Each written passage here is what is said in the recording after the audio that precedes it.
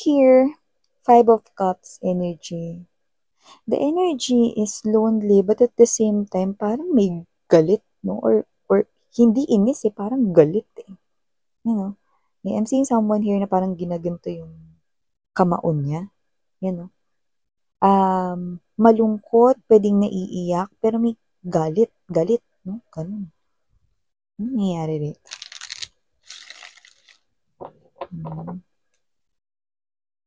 Alamin natin, no? Someone na merong high passion, adoration, at parang halos sambahin ka niya. That's big word, ha? Sambahin. So, parang energy niya is patay na patay ito sa'yo. Okay? Pero for some reason, hindi ko gusto yung energy niya. Alamin natin bakit, no?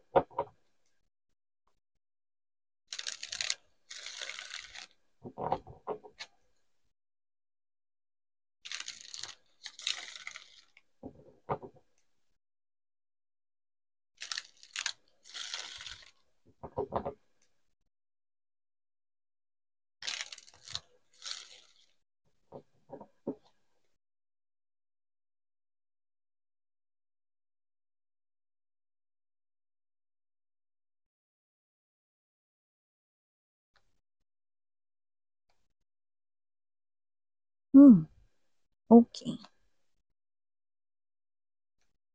Devil, Two of Swords. I think this is your energy. Three of Wands. Three of Cups. Could be seeing a lot of number threes, but doesn't have to be. Could be seeing a lot of Angel 333, but I think Angel number 333, no, if this is your main energy, you could be feeling like mas balance yung life mo or gusto mo nang i-balance yung life mo. Like, gusto mo yung mga tama na lang yung maging mangyari sa life mo. Ganun, no? Parang, there's no room for any mistakes again, you know? And there's no room for any, any traumas, any painful things. Ganun. But there's someone appearing as the King of Wands from the energy of Knight of Wands, ha? Parang tumitindi.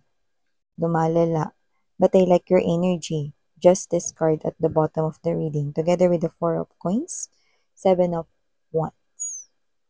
Hi and hello there, new viewers. My name is Yan. Welcome here. Sa mga returning kong mga tambayers, thank you sa inyong walang sawang pagtambay. And yes, yun nga, wala po tayong gender dito sa babae, lalaki, LGBT, lahat welcome. Pwede nyo rin pong iswitch yung mga roles kung gusto ninyo kasi isa naman itong general reading. And at the end of the day, palagi po kayong may free will na free nyong gamitin anytime, anywhere. And yun nga mga babes, no? Timeless po ito. Pwedeng nangyari na to. Pwede namang nangyayari na ngayon at pwede naman na mangyayari pa lamang. Kaya naman, just take how this resonates. Okay? Ayan. Sorry kung hurt yung ears ninyo. Inayos ko lang yung microphone. So, yan mga babes, no? Someone here, no, from the looks of this, energy niya is Knight of Wands. Okay? Nine of Coins and the Queen of Swords. Itong person na to, mapilit siya. I think ipipilit niya yung sarili niya sa inyo. Okay? At mabibwisit na kayo, makukulitan na kayo, magde-develop kayo at magsi-step in from Nine of Coins to the Queen of Swords energy. Alam mo kung sino siya? Knight of Wands energy, hindi to tumatanggap ng pagkatalo. Okay? Yan ang nakikita ko rito. With the presence of Two of Swords, siguro sa iba sa inyo, pwedeng isa to sa mga nanliligaw or may gusto sa inyo, wala tayong gender, LGBTQs, of course, welcome din kayo. Pero possible na hindi mo siya napili. Kung wala man na pagpipilian dito, no, na options in love, possible na Two of Swords para sa iba sa inyo is close off kayo sa kanya, okay? Or hindi nyo siya gusto. Hindi nyo siya type. Wala kayong feeling sa kanya. Ganon, no? So, kaya nyo siya ni-reject. But this person is someone na mapilit with the devil energy. This is someone here who do not take no as an answer. And this person here is, ipipilit niya pa rin yung sarili niya sa inyo. Because this person here likes you so much, no? At parang may energy siya rito na parang nagkamali ka lang daw ng pinili. Seven of Swords energy. This person is questioning your decision. Baka nagkamali ka lang ng pinili. Yan, no? Kung may options man dito or kung may isa pang pinagpilian, no? So, parang, this is him or her, no, na parang hindi siya sports, kumbaga. Hindi niya matanggap dito yung pagkatalo niya rito, no? Or hindi niya matanggap dito na alam mo yun, hindi niya matanggap dito na hindi siya yung pinili mo or talo siya dito, no? So, maybe this person here also thinks highly sa kanyang sarili. Pwede rin yun. But, I'm sure, okay, because there's a high percentage that the presence of devil right here is the energy of obsession and possession. This person is really obsessed sa inyo and this person wants to possess you or to make you him or her, no? Or maging kanya, no? Parang to make you mine. Yun yung kanyang um, sinasabi sa inyo rito, no? This person wants na ikaw ay maging kanya. Ganun, no? So, nakita ko rito that your energy with this person, Three of Wands energy, I'm seeing you na you're more focused sa yung future. That's why you're having balance energy. So this is you, okay, na mas naglo-look forward ka sa yung future ahead of you, kesa sa mga bagay na nonsense, no? Or parang ayaw mong pagtuunan or bigyan ng pansin. You're more focused in celebrating life at its fullest and alam mo na mangyayari lang yon kapag in-entertain mo lang yung mga bagay na gusto mo. 'Di ba?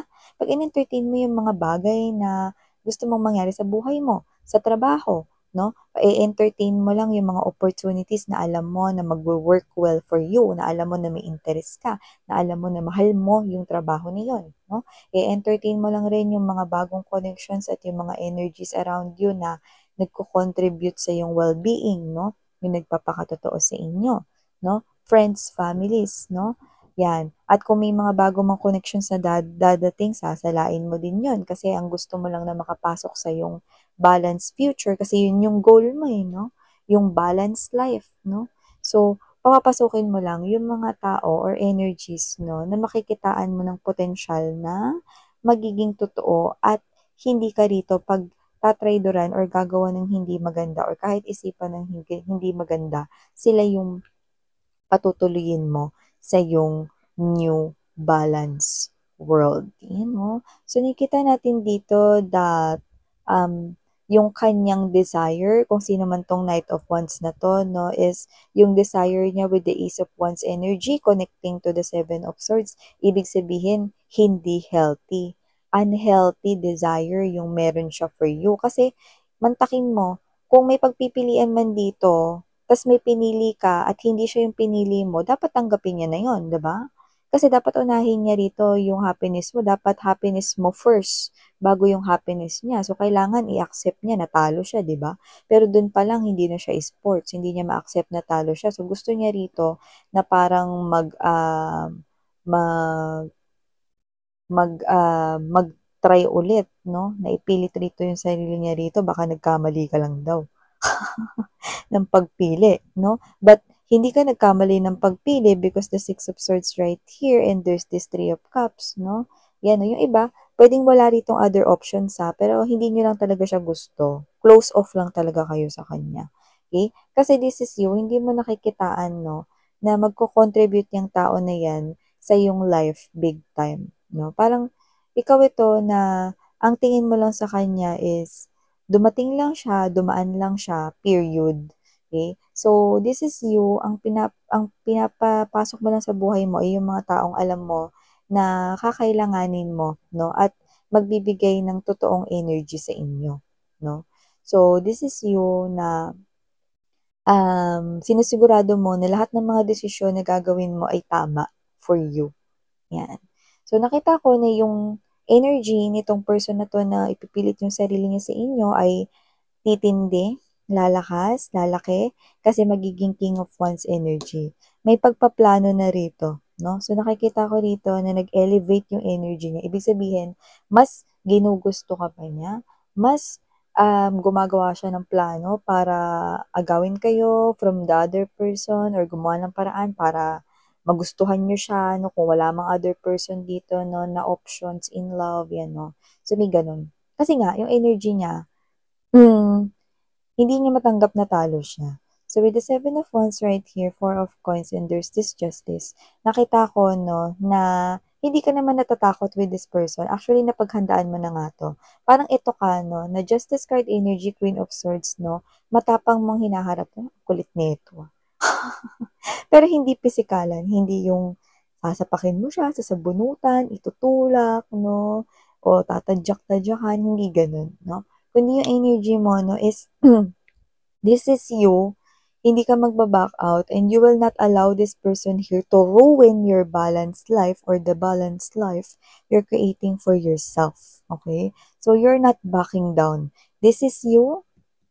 Tinataas mo yung depensa mo. You're creating your walls up in here para sa taong ito. So, hindi mo hahayaan na makapasok siya sa life mo. So, gagawin mo dito yung mga mature na pamamaraan or desisyon mo. It's up to you, no? Pero very matured yung mga may isip mong desisyon, no? Para itong tao na to ay maitaboy mo sa life mo. See? Kasi dito pa lang mga babes, so nakikitaan mo na pag-uugali niya rito. Dito pa nga lang hindi siya sports, 'di ba? So parang meron ka na rin at the back of your mind na pagka inalaw mo tong tao na to enter your life, alam mo na isa siya sa maaring maging negative energy, 'di ba? Mag-contradict, okay, sa inyo. Kasi ganyan pa lang na hindi siya nagpapatalo, no? And dito pa lang for you, hindi naman love yung ipipilit yung sarili, 'di ba? If you love someone who loves someone else, or if you love someone at alam mo na may pinili na siyang iba, then you have to let him or her go.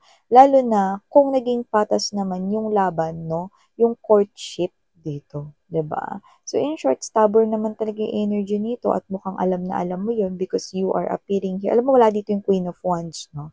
But I'm seeing that, no? You are appearing as the Queen of Wands. Very confident, no? So nakikita ko rito, no, na either nagmamachi-machi yung energy ninyo, no? Kasi lumalabas siya dito bilang King of Wands, pero kasi dito unhealthy kasi siya, no? Pero ikaw kasi mas powerful ka because meron ka ritong parang mga skills, um, may mga malaki ka ritong parang lamang sa kanya, lalo na sa iyong intelligence, no? Kaya nakikita ko rito, no, that this is you, you're more powerful than this person. So, I'm seeing you compelling this person away from your life. At nakikita ko rito na magtatagumpay ka, no, na maialis siya sa life mo, this stubborn energy. You know? At the end of the day, gamitin mo daw yung charm mo, no? Pwede mo siyang utuin. Yun ang advice ni universe sa inyo, that word, utuin, no? Mauuto nyo ito kasi patay na patay sa inyo eh. Okay? So, yun yung nakikita natin ditong parang isa sa pinakapanlaban mo. For some reason, no, possible mga babes, no, na yung iba sa inyo ay nag-aral ng law or minsan pinangarap na maging isang public servant like police, lawyer, mga ganyan. Or pwede rin namang hindi, no. This is you, you are someone na hindi bias. You are just and fair, no? Lalo na kapag kunwari dati, pag nag-aaway yung mga kaibigan mo, na parang huwag kayo mag-aaway, wala kang kinakampihan, no?